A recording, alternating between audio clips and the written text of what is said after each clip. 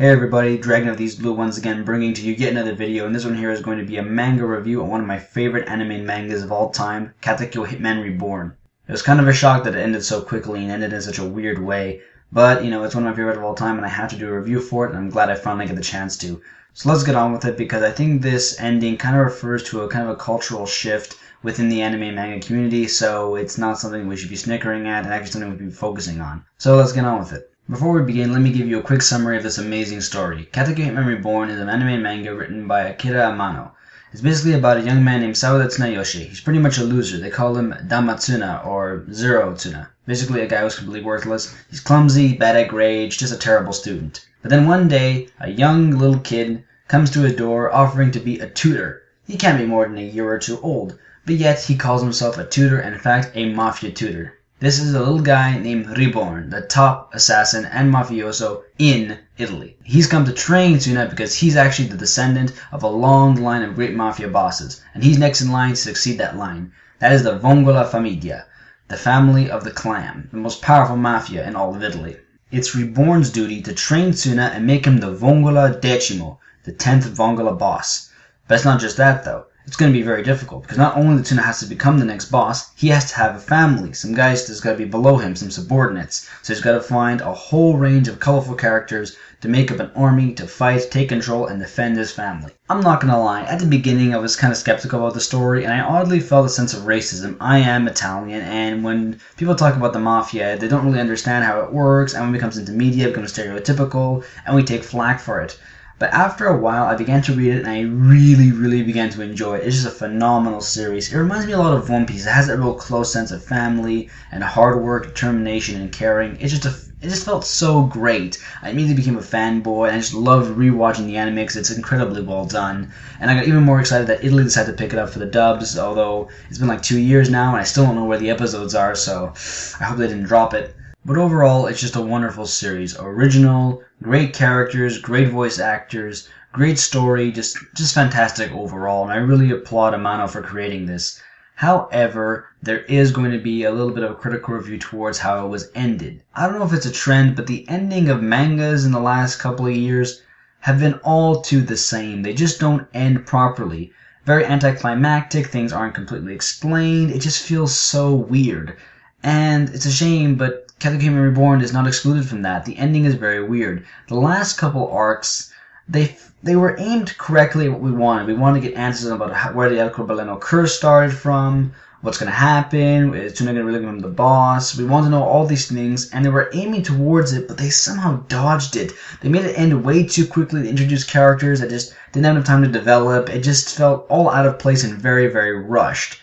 And the ending was just so anticlimactic. Tsuna says, there's no way I'm going to become the boss, and realized nothing has changed in that time, even though it seemed that he was moving towards it because he seemed to understand reasons to why he should become the boss, because he has to protect his family and his friends. What I'm referring to here is how, a long time ago, around, I'm guessing the first 20 chapters, a character named Dino explained to Tsuna how he was like him when he was a kid. He had no interest in becoming a mafia boss, and Dino became the boss of the Cavallone family.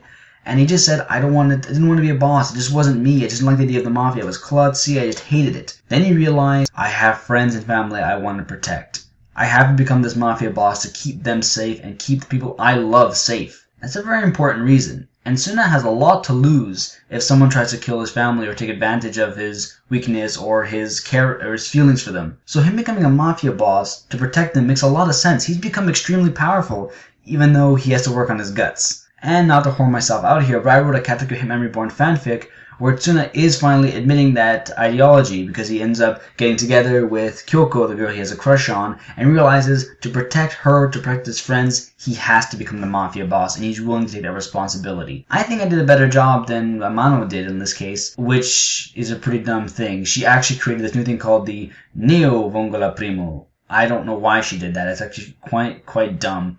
And I don't know, I think it started probably when the anime ended way too early. I think they knew that how the manga was going, it wasn't going to turn out all that well for the anime and wouldn't be all that entertaining, so they stopped. And when she started doing things where Tsuna's father was able to beat him in combat, I was like, whoa. Why is Tsuna then the one chosen to become the next Mongola boss instead of his father, who can actually beat him even though his father was apparently killed in the future timeline because the evil mob boss that took over the world is far stronger and defeated the original Tsuna. So the younger Tsuna from the past had to come and fight. Didn't make any sense how Tsuna was weaker than his father. Like, none of that was even really explained all that well. And I think that's when I started realizing there's a downhill. Like, Amano is starting to slip, it's not ending properly.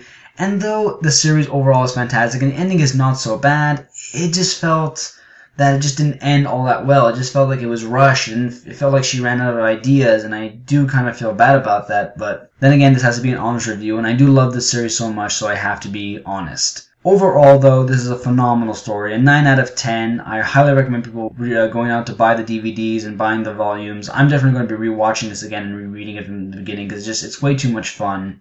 I'm still a big fan of the characters. I'm going to write fanfics for it because I love it so much, and whatever Amano creates next, either a sequel to Reborn or to create any other story, I'm definitely going to be looking forward to it because this feels like a really great manga. It feels like a breath of fresh air because we seem to be getting so many repeated storylines, repeated ideas. Nothing feels fresh. This was completely new and it's wonderful. And hopefully this will launch manga into a whole new era because, like I said, there's been a problem with several mangas recently ending very poorly, ending very anticlimactically, where the characters just don't seem to complete their stories, they don't seem to complete their goals, and the creator seems just to rush things. And I honestly don't remember which stories have ended recently. There's been quite a good ones that I actually like, and they ended quite poorly. So if anyone down in the comments can just tell me, hey, you missed these stories ended recently, tell me because I want to talk about them because they too ended very anticlimactically.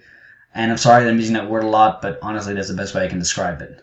Anywho, I hope you enjoyed this review, guys. I really hope you guys go ahead and read it if you haven't already, or go rewatch it, because it's absolutely a lot of fun, and it's just a blast and a really good read, and a good watch as well. So this is Dragon Blue saying Ceylon, and Ciao!